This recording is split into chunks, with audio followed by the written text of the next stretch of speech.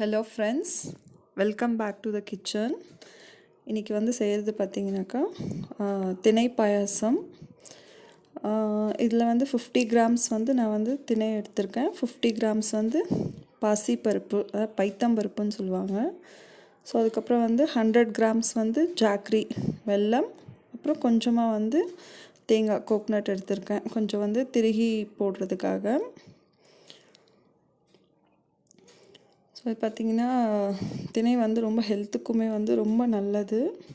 So அதோடு வந்து நம்ம வெல்லம் சேர்த்து சாப்பிடும்போது வந்து ரொம்ப ரொம்ப நல்லது அது. ஸோ இப்போ வந்து நம்ம வந்து எப்படி செய்கிறதுன்னு பார்க்கலாம். ஸோ ஃபஸ்ட்டு வந்து குக்கரில் வந்து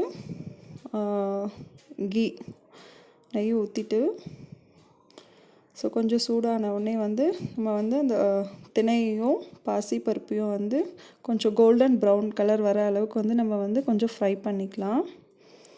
ஸோ கொஞ்சம் சிம்லேயே வச்சு வந்து ஃப்ரை பண்ணிக்கோங்க, இல்லாட்டி வந்து கொஞ்சம் தீஞ்சு போயிடும், அடி பிடிச்சிரும். ஸோ அதனால் கொஞ்சம் வந்து மீடியம் ஃப்ளேமில் கூட வச்சு அதை வந்து நம்ம வந்து ஃப்ரை பண்ணிக்கலாம். ஸோ ஃபஸ்ட்டு திணை போட்டுட்டு அது கொஞ்சம் கலர் சேஞ்ச் ஆன உடனே வந்து பாசிப்பருப்பு பைத்தம்பருப்பு வந்து அதை போட்டுட்டேன். ஸோ கொஞ்சம் கீ பத்தலை, அதனால் வந்து இன்னும் கொஞ்சம் வந்து நெய் ஆட் பண்ணிவிட்டு அதையும் வந்து நம்ம சேர்த்து வந்து ஒரு ஆஃப் ஃப்ரை பண்ணால் போதும். ஸோ கொஞ்சம் வந்து கோல்டன் ப்ரௌன் கலர் சேஞ்ச் ஆனால் போதும். ஸோ இதுக்கப்புறம் வந்து பாருங்கள் கொஞ்சம் கலர் சேஞ்ச் ஆகிருக்கு. ஸோ அதுக்கப்புறம் வந்து ஒரு 2 டம்ளர் வாட்டர் வந்து ஆட் பண்ணிடலாம். ஆட் பண்ணிவிட்டு குக்கரில் வந்து ஒரு 3 விசில்ஸ் வர வரைக்கும் வந்து வச்சு எடுத்துடலாம்.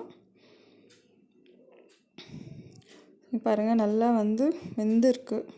இல்லை நமக்கு சாதம் அளவுக்கு வந்து நல்லா வந்து குழஞ்சி நல்லா வந்து வெந்திருக்கும். அந்த பருப்பும் அந்த திணையோட இதுவும் சேர்ந்து நல்லா வந்து மிக்ஸ் ஆகி நல்லா வாசனையாகவும் இருக்குது அது வெந்ததுக்கப்புறம். ஸோ அதுக்கப்புறம் வந்து வெல்லம் வந்து நான் வந்து ஆல்ரெடி வந்து காய்ச்சி அதை வந்து ஃபில்டர் பண்ணி எடுத்து வச்சுருக்கேன். ஏன்னா அதில் வந்து நிறைய வந்து அழுக்கு, இந்த கொஞ்சம் மணல் இதெல்லாம் வந்து வரும். ஸோ அதனால் வந்து அதை வெல்லம் காய்ச்சி அதை ஃபில்டர் பண்ணி எடுத்து வச்சுருந்தேன். ஸோ அதுக்கப்புறம் அதை வந்து ஊற்றிட்டு நம்ம வந்து கொஞ்சம் நல்லா கிளறி விட்டுடலாம். ஸோ இதை கலக்கிட்டு பார்த்திங்கன்னா உங்களுக்கு பத்தலைன்னா நீங்கள் இன்னும் கொஞ்சம் வாட்டர் ஆட் பண்ணிக்கலாம்.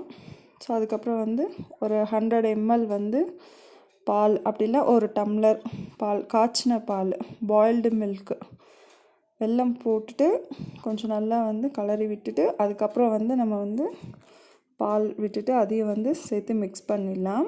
ஸோ இப்போ வந்து நம்ம வந்து கேஷ்யூ, கிரேப்ஸ், ட்ரை கிரேப்ஸ் இது எல்லாத்தையும் வந்து நம்ம தாளித்து கொட்ட போகிறோம்.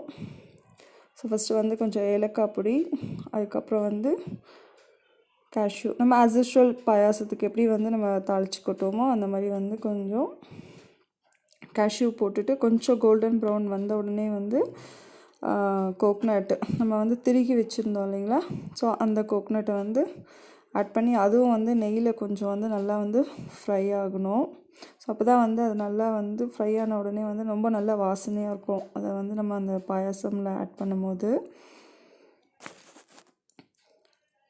ஸோ இது ரெண்டுமே கேஷ்யூவும் கோக்னட்டும் வந்து கொஞ்சம் நல்லா கலர் சேஞ்ச் ஆன உடனே நம்ம வந்து ட்ரை கிரேப்ஸையும் வந்து போட்டுடலாம்.